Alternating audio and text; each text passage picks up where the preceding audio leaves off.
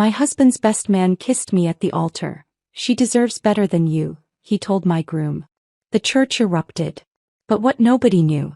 We'd planned this moment. To expose what my fiancé had been hiding. Will you marry me? Aiden's voice cracked on the last word, his knees hitting our dining room floor with a dull thud that seemed to echo through the suddenly silent house. I sat frozen in my chair watching this scene unfold like a car accident in slow motion. My 28-year-old sister Sophia stared down at him, her face draining of color as the massive diamond ring caught the warm glow of Mom's cherished chandelier. This wasn't how Sunday dinner was supposed to go.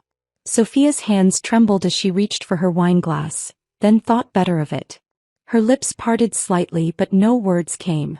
Across the mahogany table that had hosted countless family celebrations, Mom clutched her pearls while Dad's pot roast grew cold on his forgotten fork. Sophia.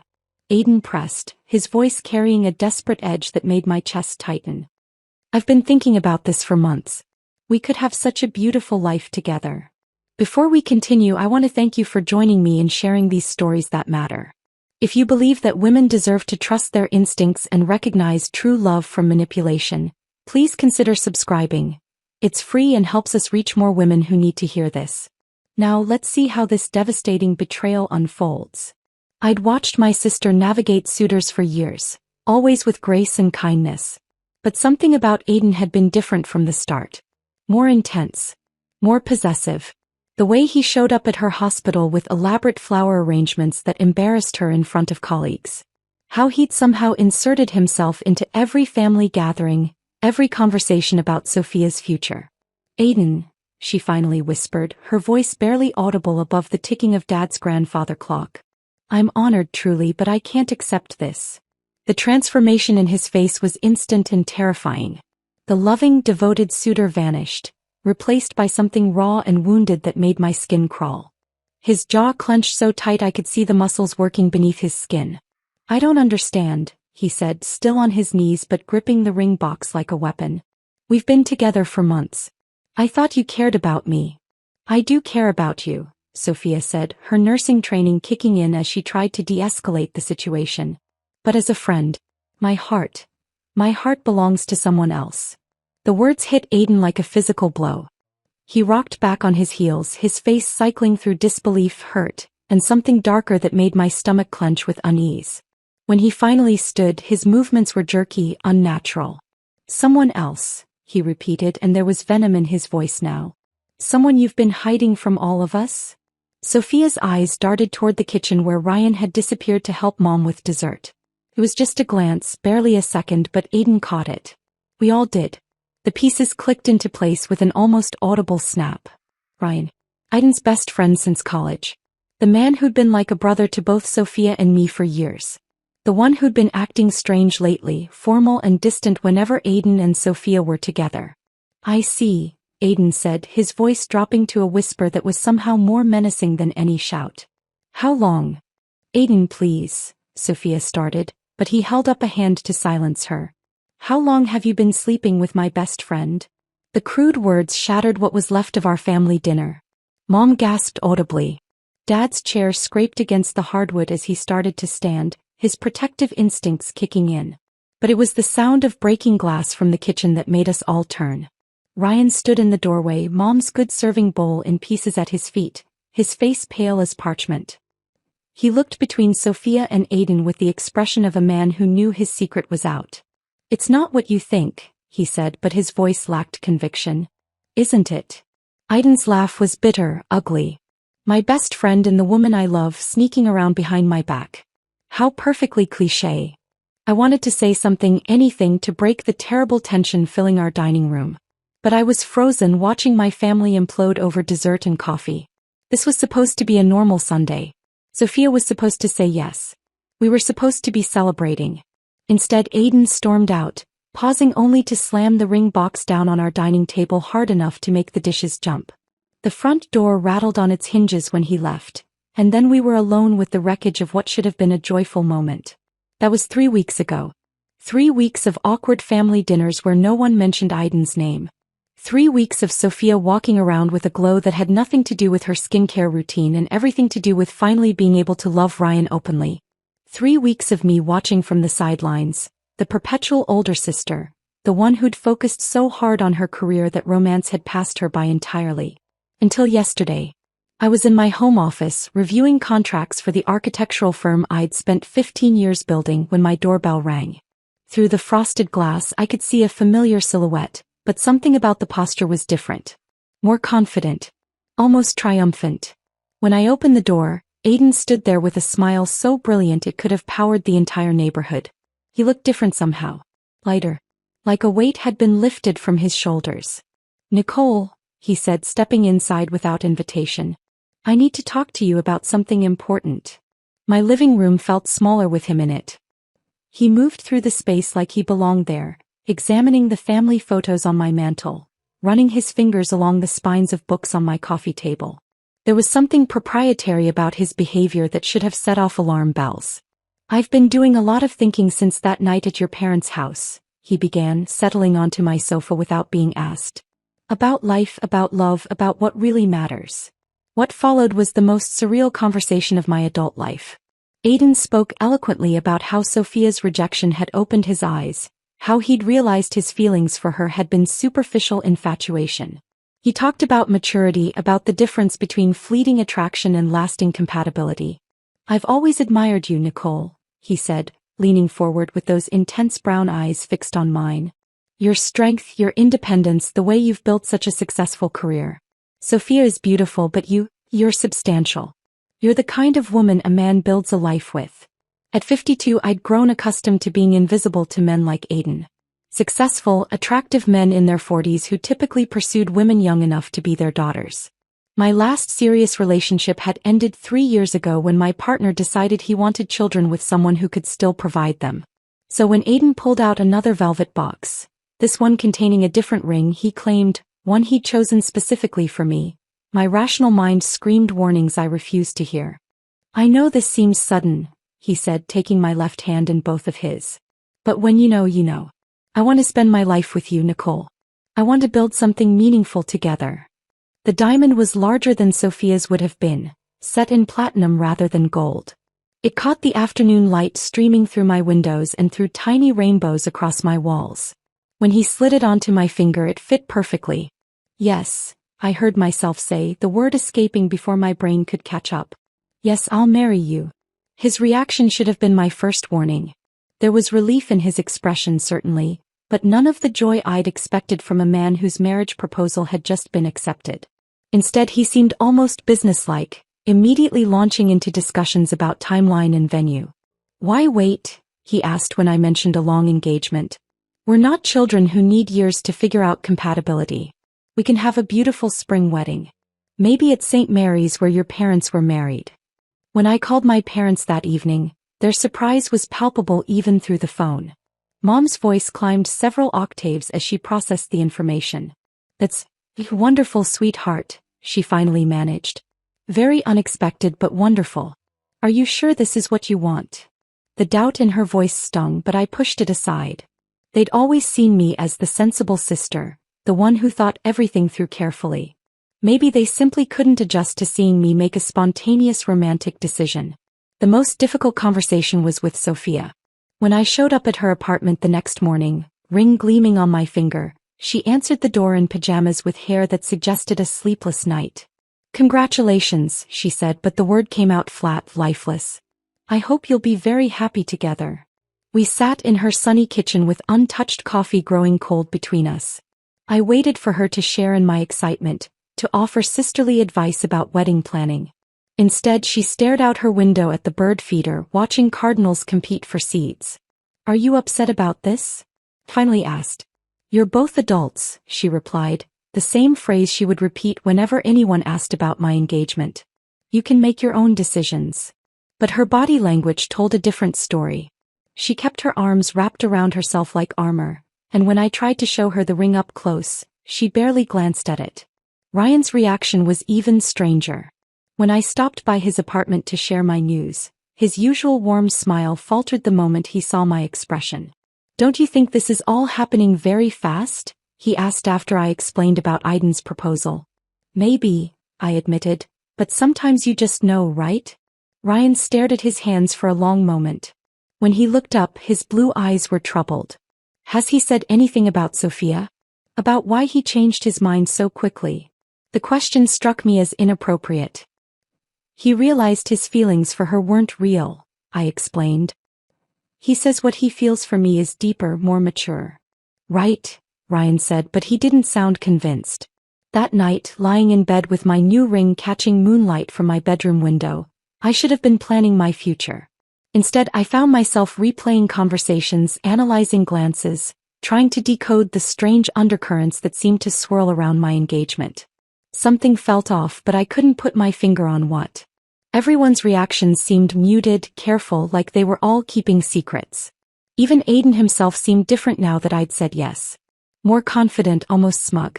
But I was 52 years old and finally being pursued by a handsome, successful man who claimed to value my maturity and accomplishments. The romantic in me, buried under years of practicality and disappointment, refused to listen to reason. I was getting married.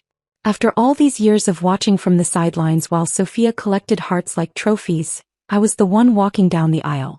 What could possibly go wrong? The manila envelope arrived on a Tuesday morning, thick with legal documents that made my coffee taste bitter. Aiden sat across from me at my kitchen table, his tie loosened from another early morning at his consulting firm, spreading papers across the wooden surface like he was preparing for battle. Prenuptial agreements are just smart business, Nicole, he said, tapping his pen against a particularly dense paragraph. Successful couples plan for every scenario. I stared at the documents, my stomach churning as I read phrases like asset disclosure and financial transparency requirements. The papers weren't just about protecting what we'd bring into the marriage. They were about combining everything we owned into one legal entity. This section here, Aiden continued, pointing to a highlighted clause, just ensures we have access to each other's accounts. Complete transparency. No secrets between us.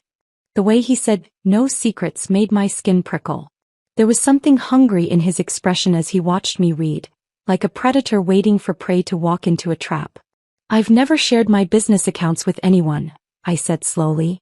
Even my parents don't have access to those. His face shifted instantly, the mask of understanding slipping to reveal something wounded and accusatory. Don't you trust me? It's not about trust, it's exactly about trust. He reached across the table, covering my hand with his. We're going to be married, Nicole. Husband and wife. If you can't trust me with something as simple as bank account numbers, what does that say about our future together? The guilt hit me like a physical weight. Here was this man who claimed to love me, who wanted to build a life together, and I was already putting up walls. Maybe he was right. Maybe my reluctance came from years of being single, of protecting myself from disappointment. I just need time to think about it, I said. Of course. His smile returned, but it felt forced now. Take all the time you need. We have weeks before the wedding. The way he said weeks made it sound like a deadline rather than a timeline. That same afternoon, Aiden brought up the family trust while we walked through the botanical gardens downtown.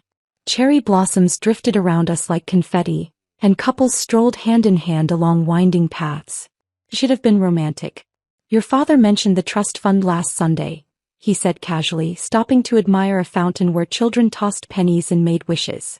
It's wonderful how your family thinks about legacy. I'd grown up knowing about the trust. Dad's construction business had done well over the decades, and he'd set aside money for Sophia and me, along with any future spouses and children. It wasn't a fortune, but it was security. Adding me as a beneficiary would be such a meaningful gesture, Aiden continued. A way of officially welcoming me into the family. That's not really how it works, I said, watching a little girl chase bubbles across the grass. The trust has specific rules about. Rules can be changed. His hand tightened on mine. Your parents adore me, Nicole. I'm sure they'd be happy to include their new son-in-law. Son-in-law. The words sounded strange coming from him, almost possessive. Like he was already claiming a title he hadn't earned yet. The comments about Sophia started small, little barbs disguised as observations. We'd be having dinner at a nice restaurant, and he'd mention how Sophia always seemed to order the most expensive item on the menu. Or we'd see a young woman laughing loudly with friends and he'd shake his head and say, reminds me of your sister. Always needing to be the center of attention. Sophia's not like that, I'd protest, but he'd just smile and change the subject. The comparisons became more frequent, more cutting. "You're so much more grounded than Sophia," he'd say, stroking my hair as we watched television. "She's all surface, no substance." I was such a fool to think someone like her could appreciate genuine love. Each comment felt like a small betrayal of my sister, but they also fed something needy inside me. For years, I'd watched Sophia effortlessly attract admiration while I faded into the background. Hearing Aiden praise my maturity, my stability, felt like validation I'd craved my entire adult life. "Your sister never appreciated what she had," he said one evening as we planned seating arrangements for the reception. "Always looking for something better, something more exciting. She has no idea what real commitment means." "She's happy with Ryan," I said, but even as the words left my mouth, I wondered if that was true. Sophia had been acting strange lately, distant, preoccupied, like she was carrying a weight she couldn't share. Ryan. Aiden's jaw tightened whenever his former best friend's name came up. My mistake was trusting someone who'd stab me in the back the moment it was convenient. The bitterness in his voice when he talked about Ryan was frightening in its intensity. These were two men who'd been inseparable since college, who'd stood up at each other's graduations, who'd planned to be each other's best men. Now Aiden spoke about Ryan like he was discussing a stranger who'd wronged him. It was during one of Mom's famous Thursday evening dinners that I first noticed something was seriously wrong.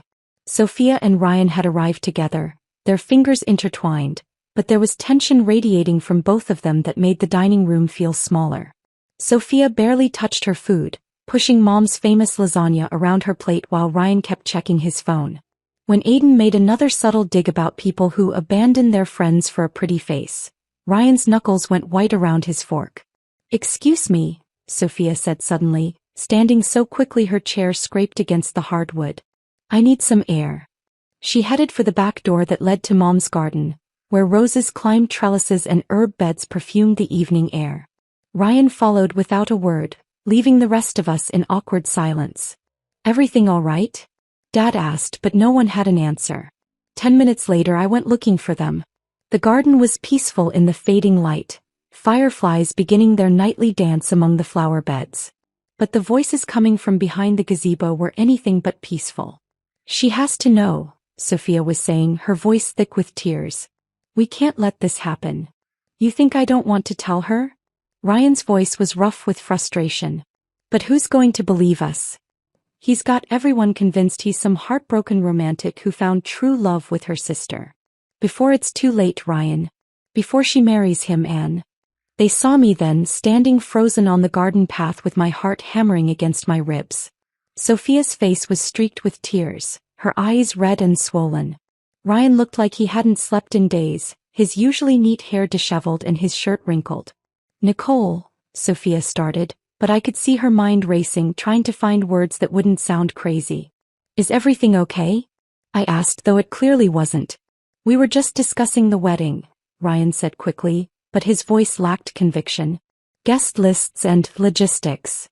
The lie hung between us like smoke. This wasn't their first difficult conversation. I could see it in the way they looked at each other, in the familiar pattern of Sophia's tears and Ryan's helpless frustration. "The wedding's in 3 weeks," I said slowly.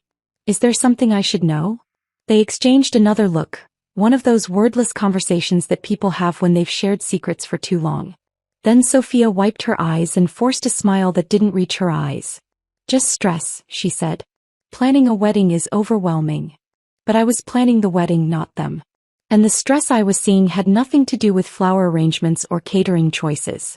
When I brought up their strange behavior to Aiden that night, he dismissed it with an easy laugh. "Ryan's probably jealous," he said, pulling me closer on the couch.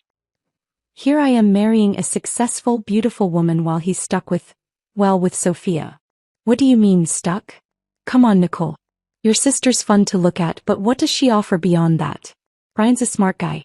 He'll figure out pretty soon that he's dating a child in a woman's body." The cruelty in his words made me flinch, but he was already moving on, spreading wedding venue brochures across the coffee table like nothing had happened.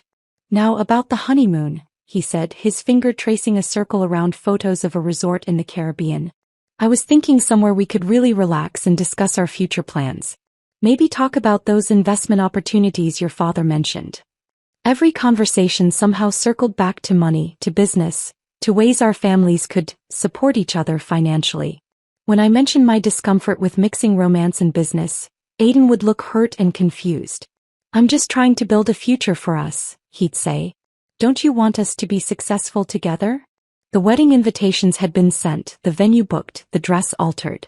200 people were planning to witness our union at St. Mary's Cathedral. My parents had already spent thousands on flowers and catering. The momentum felt unstoppable, like being carried downstream by a current too strong to fight. But late at night, when Aiden was at his own apartment and I was alone with my thoughts, doubts crept in like shadows. The way he talked about money felt calculated rather than romantic. His comments about Sophia seemed designed to make me feel superior rather than loved. And the fear in Ryan and Sophia's eyes when they thought no one was watching. At 52, I'd learned to second-guess my instincts, especially about men and relationships. Maybe I was being paranoid. Maybe years of being alone had made me suspicious of genuine affection. Maybe the little voice whispering warnings was just my own insecurity talking. 3 weeks until the wedding. 3 weeks until I became Mrs. Aiden McCormick and started the life I'd always dreamed of having. So why did I feel like I was walking toward a cliff with my eyes closed? The morning of my wedding dawned crisp and clear, sunlight streaming through the lace curtains of the bridal suite at St. Mary's Cathedral. I stood before the antique mirror, adjusting my grandmother's pearl necklace for the 100th time, trying to quiet the butterflies that had taken up permanent residence in my stomach. "You look absolutely radiant," Mom whispered, stepping behind me to smooth an invisible wrinkle from my dress. The ivory silk had cost more than my first car, but seeing myself in it made me feel like the bride I'd always dreamed of being. At 52, I'd never expected to wear white again, never imagined walking down an aisle while organ music swelled around me. The pearl earrings had belonged to Grandmother Elizabeth, passed down through 3 generations of women who'd promised to love, honor, and cherish.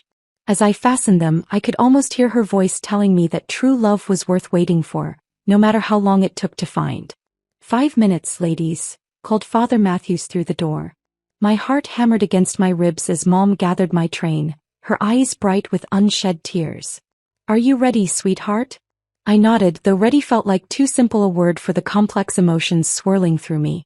Excitement, yes. Hope, certainly. But underneath it all, a persistent whisper of unease that I'd been trying to silence for weeks. The cathedral doors opened and 200 faces turned toward me. The nave was a garden of white roses and baby's breath, candles flickering like fallen stars against the ancient stone walls. The organ's opening notes of Pachelbel's canon filled the vaulted space, and suddenly I was floating down the aisle on Dad's steady arm. Aiden waited at the altar in his charcoal gray tuxedo, looking every inch the successful businessman who'd swept me off my feet. But something was off about his posture, the way his eyes kept darting toward the packed pews instead of focusing on me. His hands fidgeted with his cufflinks and I caught him checking his watch twice during my walk down the aisle. "Nervous?" I whispered as Dad placed my hand in Aiden's. "Just eager to make you my wife," he replied, but his smile felt forced, rehearsed. His palm was damp with perspiration as his fingers closed around mine. The congregation settled into expectant silence as Father Matthews raised his hands to begin the ceremony. Sunlight streamed through the stained glass windows, painting rainbow patterns across the marble floor. In the front row, Mom dabbed at her eyes while Dad sat ramrod straight in his best suit. "Dearly beloved," Father Matthews began, his voice carrying easily through the cathedral's perfect acoustics. "We are gathered here today to witness the union of Nicole Elizabeth Hartman and Aiden Patrick McCormick in holy matrimony." The familiar words washed over me like a blessing. This was really happening. After years of watching other people's happiness from the sidelines, I was finally the star of my own love story. "Marriage is a sacred covenant," Father Matthews continued, "built on trust, honesty, and mutual respect. It requires 2 people to come together in complete openness, hiding nothing from each other." Aiden's grip on my hand tightened almost painfully. When I glanced at him, his jaw was clenched, a muscle working beneath his carefully shaved cheek. Sweat beaded along his hairline despite the cathedral's cool temperature. If anyone here present knows of any reason why these 2 should not be joined in marriage, let them speak now or forever hold their peace. The silence that followed was absolute, broken only by the distant sound of traffic and someone's muffled cough. I relaxed slightly, ready to move forward with the vows that would make us husband and wife. That's when Ryan stood up. He rose from his seat in the third pew with the careful deliberation of a man who'd rehearsed this moment in his mind 1,000 times. Every head in the cathedral turned toward him, a collective intake of breath creating a sound like wind through autumn leaves. "Ryan, don't," Aiden hissed, but Ryan was already walking forward, his footsteps echoing off the stone floor with the finality of a judge's gavel. Time seemed to slow as he approached the altar. I could see individual dust motes dancing in the colored light from the windows, could hear my own heartbeat thundering in my ears. The congregation held its collective breath, sensing they were about to witness something unprecedented. Ryan stopped directly in front of me, his blue eyes filled with a pain so deep it made my chest ache.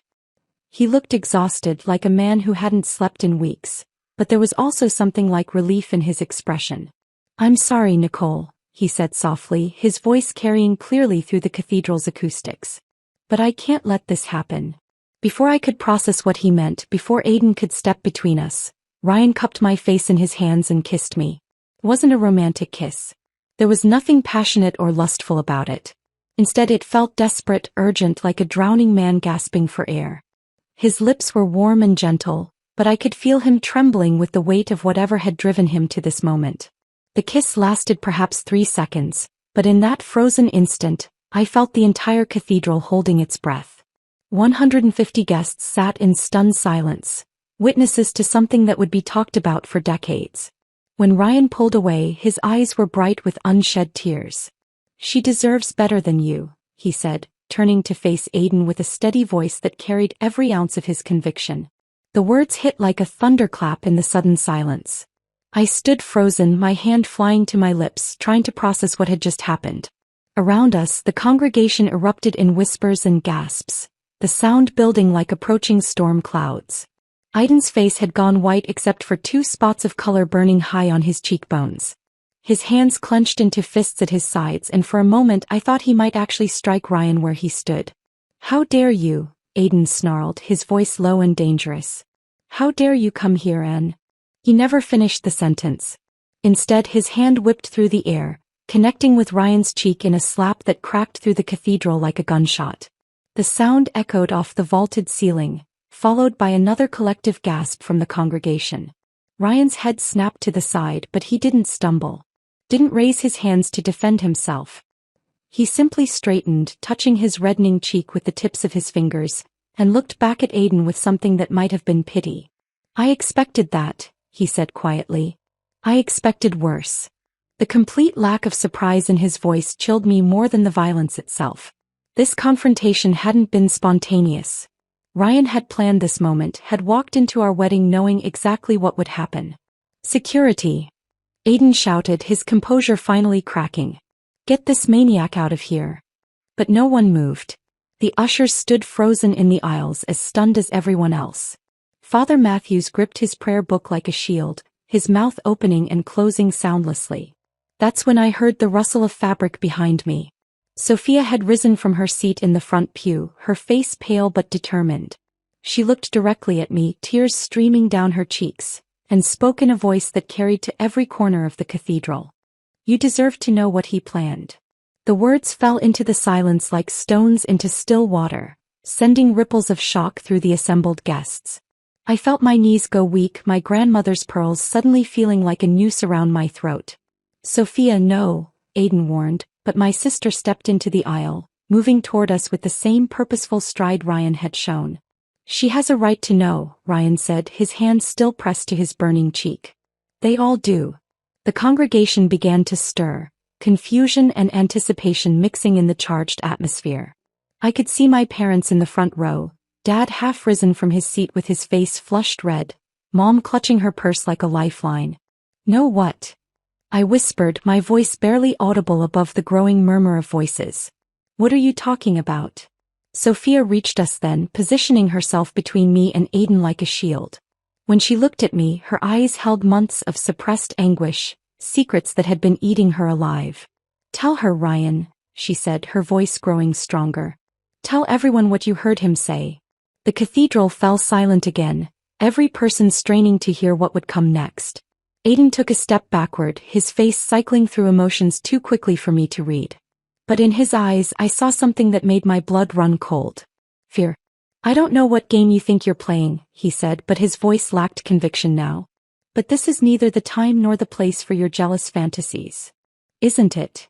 Ryan reached into his jacket pocket, producing something that glinted in the stained glass light. Because I think our guests might be very interested in what you really think about your bride. My heart stopped as I recognized what he held in his hand. A phone. With a recording ready to play. Don't, Aiden said, lunging toward Ryan's phone with the desperation of a man watching his life unravel. You have no right. But Ryan stepped back, holding the device out of reach, his finger hovering over the play button like a judge about to deliver a verdict. The cathedral had become a courtroom and I was standing trial for my own naivety. Everyone here deserves to know what kind of man Nicole was about to marry, Ryan said, his voice carrying to every corner of the vaulted space. I looked at Sophia standing in the aisle with tears streaming down her face, and suddenly understood why she'd been crying in the garden that night. Why she'd looked at me with such pain every time wedding planning came up. Why she'd grown distant and withdrawn as my wedding day approached. Sophia, I whispered, my voice barely audible above the murmur of confused guests. Tell me what's happening. My sister took a shuddering breath, wiping her eyes with the back of her hand. When she looked at me, I saw years of protective instincts warring with the knowledge that the truth would destroy me. He never loved you, Nicole, she said, her voice growing stronger with each word. He researched our entire family before he ever asked me out. He knew about Dad's business, about the trust fund, about every asset we own. The words hit me like physical blows. I felt my knees buckle and Father Matthews reached out to steady me, his face pale with shock. That's ridiculous, I managed, but even as I said it, memories were shifting in my mind like puzzle pieces finding their proper places. All those questions about Dad's construction company. The way he'd casually mentioned the family trust. His interest in our property investments. He had a file, Nicole, Sophia continued, stepping closer despite Aiden's furious glare. Photos of our house, printouts of property records, even old newspaper articles about Dad's business awards. He knew exactly how much our family was worth before he ever said hello to me. The cathedral was silent except for the sound of my own ragged breathing. I could feel 200 pairs of eyes watching me, waiting to see how I would react to having my life demolished in front of them.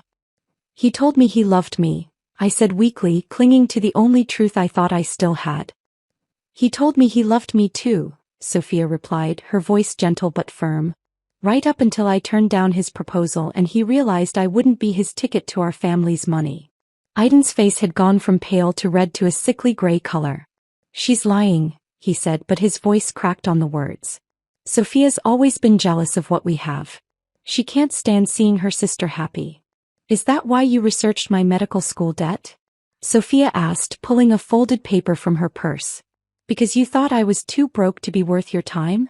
She unfolded what looked like a credit report, holding it up for everyone to see. He had this run 3 days before our first date. Along with Nicole's credit report and a full financial background check on our entire family. The paper trembled in her hands, but her voice remained steady. You want to know what convinced me he didn't really love me? He asked me to co-sign a loan on our second date. Said it was for a romantic surprise, but I found out later he was trying to use my credit to buy an engagement ring he couldn't afford. My stomach lurched as another memory surfaced. The beautiful diamond ring that had fit my finger perfectly. The one he claimed he'd chosen specifically for me. The ring, I whispered, looking down at the platinum band that suddenly felt like a shackle. He sized it for me because he'd already bought it for you. Actually, Ryan interjected, his voice cutting through the shocked murmurs of the congregation. He bought it after Sophia turned him down. With money he embezzled from his consulting firm. This revelation sent a fresh wave of gasps through the cathedral. In the front row, I saw Dad's face turn purple with rage while Mom pressed her hand to her mouth in horror. That's not true, Aiden said, but sweat was pouring down his face now, dark stains spreading across his expensive shirt. These people are sick. They're trying to destroy our wedding because they can't stand to see us happy. Are we? Ryan asked, raising his phone again. Because I have you on recording, Aiden. Talking about your real plans for Nicole. The silence that followed was absolute. Even the distant sound of traffic seemed to fade away, leaving only the echo of Ryan's words bouncing off the stone walls. "You've been planning this revenge fantasy since the night Sophia rejected you," Ryan continued, his calm demeanor more frightening than any shouting would have been. "When you found out she was with me, you decided to punish all of us. And Nicole was your weapon." I felt like I was drowning, gasping for air in a world that no longer made sense. Every romantic gesture, every declaration of love, every tender moment between us was being reframed as calculated manipulation. "He told me he was going to marry you, take control of your business accounts and the family trust, then disappear," Ryan said, his eyes never leaving Aiden's face. "He said it was the only way to make Sophia understand what she'd lost. The only way to make our entire family pay for choosing me over him." "Liar," Aiden shouted, but his voice was shrill now, desperate. "You're just jealous because I found real love with Nicole while you're stuck with a selfish little girl who—" "Stop." The word came out of my mouth like a gunshot, silencing everyone in the cathedral. "Just stop talking." I looked at the man I'd been about to marry, really looked at him for the first time in months. The charming smile was gone, replaced by the face of a cornered animal. His hands shook as he wiped sweat from his forehead, and his eyes darted around the cathedral like he was looking for an escape route. "The prenup," I said, the pieces finally clicking into place. "You wanted access to everything. Not just shared accounts but my business, my investments, even my portion of the family trust." "That's normal for married couples," he said weakly, but the fight was going out of him. "And the timeline," I continued, my voice growing stronger as the fog of confusion lifted. "You wanted a short engagement, a quick wedding, immediate access to everything. Because you were planning to disappear." Around us, the congregation was processing the implications of what they were hearing. I could see shock, disgust, and pity warring across faces I'd known my entire life. Mrs. Patterson from next door was clutching her pearls and whispering furiously to her husband. My college roommate Sarah had her hand pressed over her mouth, her eyes wide with horror. "Play the recording," I said, my voice carrying clearly through the cathedral. "I want to hear it." "Nicole, please," Aiden said, reaching for me with trembling hands. "Don't let them poison you against me. What we have is real. What we have," I interrupted, "is a lie. And I want to hear exactly how much of a lie it is." Ryan looked at me for a long moment, his fingers still hovering over the play button. "Are you sure? Once you hear this, there's no going back." I thought about all the warning signs I'd ignored, all the red flags I'd dismissed, all the moments when my instincts had screamed that something was wrong. I thought about Sophia's tears and Ryan's haunted expression and the way my parents had seemed worried rather than happy about my engagement. "Play it," I said. Ryan's thumb pressed the play button, and suddenly Aiden's voice filled the cathedral with crystal clarity, each word echoing off the ancient stone walls like a confession from hell itself. "She thinks I love her? Let her believe it. 6 months and I'll own half her family's money. Sophia will finally understand what it's like to lose everything that matters." The voice was unmistakably Aiden's, but stripped of all the warmth and tenderness I'd grown to associate with him. This was the voice of a stranger, casual and cruel, speaking about me like I was a business acquisition rather than a human being. "The old lady's so desperate to be loved, she'll sign anything I put in front of her. Prenup, joint accounts, trust fund access, she's already halfway there. By Christmas I'll control everything, and then we'll see how superior Miss Sophia feels when her precious family is bankrupt." The recording continued, each word landing like a physical blow. I felt my knees give way but somehow remained standing, gripping the altar rail until my knuckles went white. The cathedral spun around me, 200 faces blurring into a kaleidoscope of shock and pity. The best part is she actually thinks I chose her over Sophia. Like anyone would pick that dried-up spinster over a 28-year-old beauty. But desperate women believe what they want to believe, and Nicole Hartman is the most desperate woman I've ever met. A sound escaped my throat, part sob, part wounded animal cry. The man I'd been about to pledge my life to had just called me a dried-up spinster in front of everyone I'd ever cared about.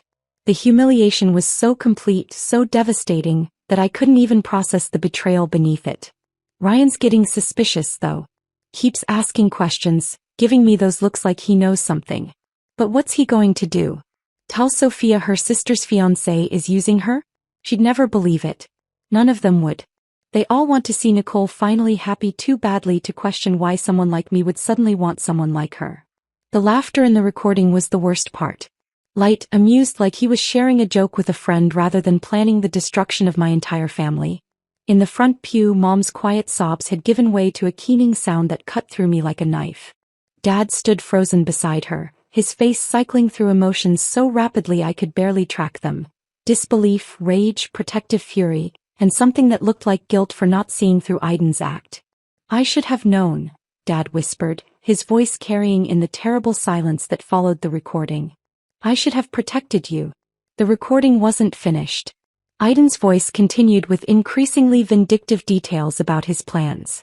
"The prenup gives me access to her business accounts within 30 days of marriage. The trust fund modification goes through in 6 months if she's married. By then I'll have transferred everything offshore, filed for divorce claiming irreconcilable differences and disappeared. Sophia can spend the rest of her life knowing she destroyed her entire family by choosing Ryan over me." My vision blurred as the full scope of his revenge became clear. This wasn't just about the money, it was about hurting Sophia through me. I was collateral damage in a war I didn't even know was being fought. "The recordings from 3 weeks ago," Ryan's voice cut through my shock. "Right after you signed the preliminary financial documents, Aiden. I'd been suspicious for months, but this confirmed everything." I turned to look at Ryan, this man who'd risked everything to save me from my own naivety. His face was etched with pain, but also with the relief of someone who'd finally been able to unburden himself of a terrible secret. "You recorded him without his knowledge?" I managed to ask. "I had to," Ryan said simply. "He was bragging to mutual friends, laughing about how easy it was to manipulate you. I knew no one would believe me without proof." Aiden had been silent during the recording, his face draining of all color until he looked like a ghost of himself. But now, faced with irrefutable evidence of his cruelty, something snapped inside him. "You destroyed everything," he screamed at Ryan, spittle flying from his lips. "You and that selfish princess ruined my life. I deserved her. I worked for months to win her over and she threw it all away for you." The mask had finally fallen completely away, revealing the bitter, entitled man underneath. Gone was the charming suitor who'd swept me off my feet. In his place stood someone I'd never seen before. Someone who believed the world owed him whatever he wanted. Deserved her. Ryan's voice was deadly quiet. "You don't deserve anyone, Aiden. You're a predator who sees people as assets to be acquired." I felt something shift inside me like a switch being flipped. The devastation was still there, the humiliation and pain, but underneath it, a cold fury was building. This man had stolen months of my life, had made me doubt my own instincts, had planned to destroy my entire family out of spite. With trembling hands, I reached for my engagement ring, that beautiful lie that had sat on my finger for weeks. Came off easily, too easily, like it had never really belonged there. The diamond caught the light one last time before I placed it on the altar with a soft clink that seemed to echo through the cathedral. "Nicole, please," Aiden said, reaching for me with desperate hands. "You don't understand. The recording is out of context. I was angry, saying things I didn't mean. What we have is real. What we have is..." "What we have," I said, my voice steadier than I'd expected, "is nothing. What we have never existed." I stepped away from him, away from the altar where I'd been about to promise my life to a lie. The distance felt important, symbolic, like I was reclaiming myself from his influence. "You want to know the truth, Aiden?" I continued, my voice growing stronger with each word. "The truth is that you're right about one thing. I was desperate. Desperate enough to ignore every red flag, every warning sign, every instinct that told me something was wrong. But that desperation, it's gone now." Behind me I heard Sophia's voice, clear and strong. "She never loved you either, Aiden. She loves me and I love her. We've been together for 2 years, and we were never going to let you destroy Nicole or our family." Ryan moved to stand beside Sophia, taking her hand with the gentle confidence of a man who'd found his soulmate. "You didn't just lose your con game," he said to Aiden. "You lost everything worth having. And you lost it because you never understood what love actually means." The words hung in the air like a verdict. Aiden's face crumpled, the last of his composure finally breaking. He looked around the cathedral with wild eyes, perhaps hoping to find a single sympathetic face among the 200 guests who'd witnessed his unmasking. He found none. Instead, something remarkable happened. Dad was the first to stand and turn his back on Aiden, his shoulders set with righteous anger. Mom followed, rising from her pew with dignity despite her tears. Then, like dominoes falling, row after row of guests stood and turned away. My college friends, Dad's business partners, Mom's book club, distant relatives who'd traveled from 3 states away, the mailman who'd delivered our wedding invitations, Mrs. Patterson from next door, who'd watched me grow up and had probably been looking forward to finally seeing me married. One by one, they all turned their backs on the man who'd tried to destroy their friend, their daughter, their neighbor. The rejection was complete, devastating, and somehow more powerful than any words could have been. In the space of 5 minutes, Aiden had gone from groom to pariah, from the center of attention to completely invisible. The silence that followed was profound, broken only by the distant sound of traffic and the whisper of fabric as people shifted in their seats. "Get out," I said finally, my voice carrying clearly through the cathedral. "Get out of my church, get out of my life, and don't ever contact my family again." For a moment, I thought he might refuse, might make one last desperate attempt to salvage something from the wreckage of his scheme. But then he looked at the wall of turned backs, at the complete rejection from every person in the room, and whatever fight he had left simply died. Without another word, Aiden McCormick walked down the aisle of St. Mary's Cathedral, his footsteps echoing in the silence like a funeral march. The heavy wooden doors closed behind him with a finality that felt like the end of a terrible chapter. Only then did the congregation turn back around, and only then did I finally allow myself to cry. The tears came in waves, each one carrying away a piece of the life I'd thought I was going to have. I stood there in my grandmother's pearls and my wedding dress, surrounded by 200 people who'd watched my world implode, and finally let myself grieve not just for what I'd lost, but for what had never been real in the first place. Uncle Tom was the first to move. My father's older brother, a man who'd built bridges for 40 years and knew something about structural integrity, walked up the aisle with the measured pace of someone who'd seen enough of Aiden McCormick for one lifetime. "Come on, son," he said to Aiden, who still stood frozen near the altar like a statue of shame. "Time to go." Cousin Jake flanked Aiden's other side, both men radiating the kind of quiet authority that comes from knowing absolutely that you're on the right side of a situation. They didn't grab him roughly or make a scene. They simply made it clear that his presence was no longer welcome in our sacred space. "I can walk myself out," Aiden mumbled, but his voice held none of its former confidence.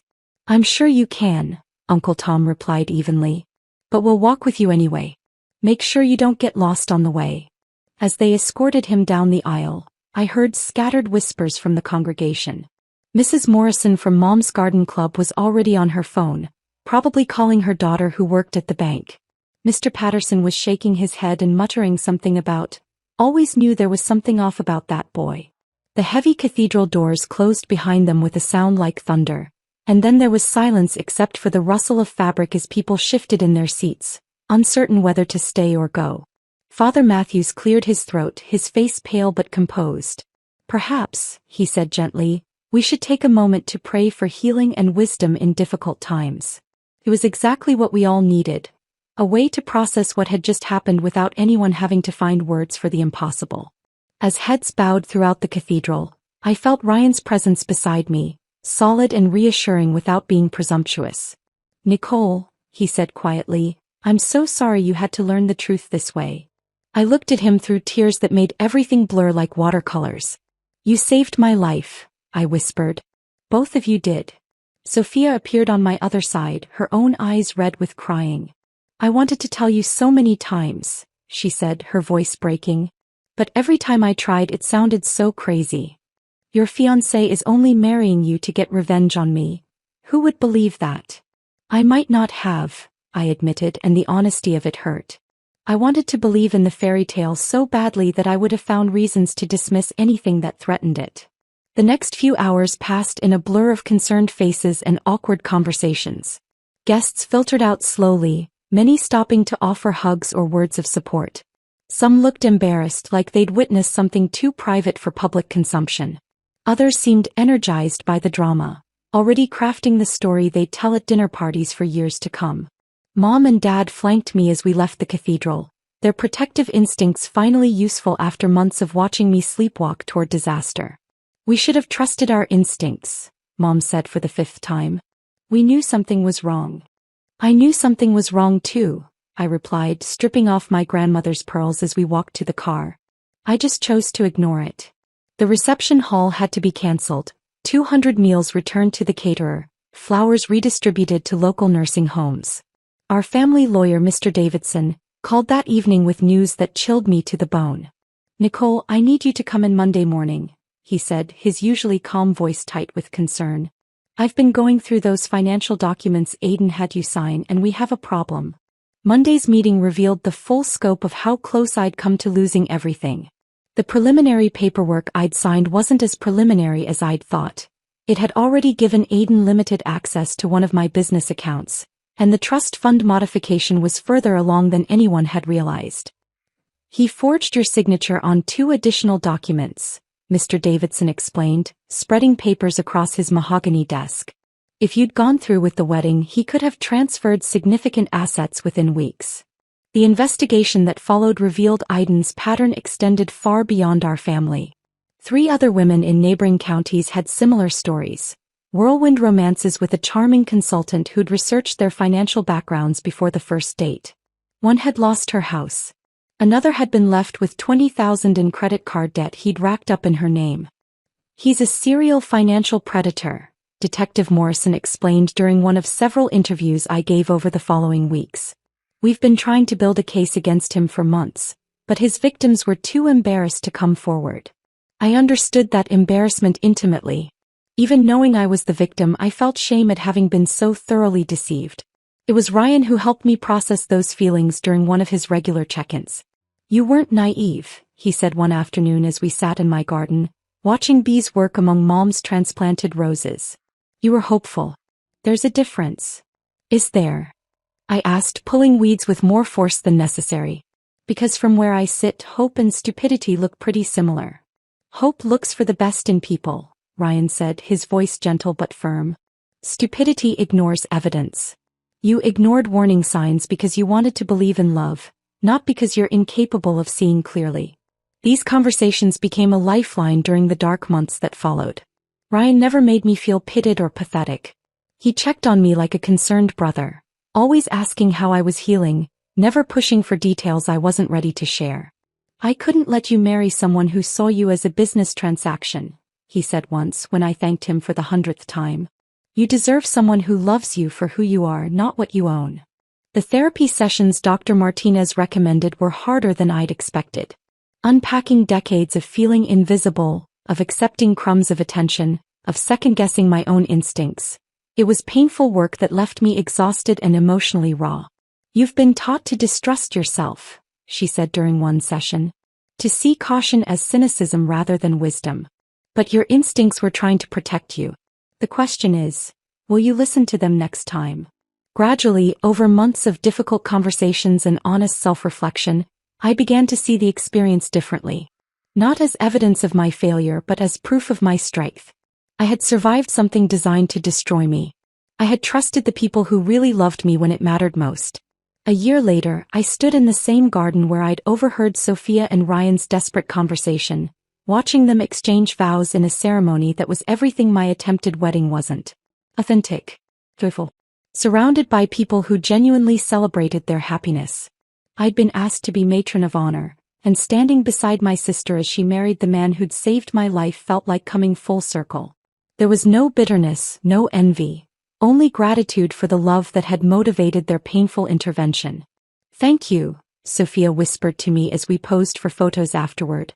For forgiving us. For understanding. Thank you, I replied, for loving me enough to risk everything to save me. At 53, I'm single by choice rather than circumstance.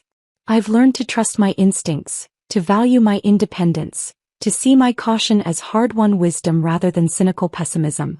I date occasionally, but I'm no longer desperate to be chosen. I know my worth now, and it has nothing to do with whether someone else recognizes it. Sometimes people ask if I'm bitter about what happened, if I hate Aiden for what he tried to do. The answer is no. I remember him, certainly, not with hatred but as a reminder to trust myself in the people who truly love me. Because sometimes the best thing that can happen at a wedding is that it doesn't happen at all.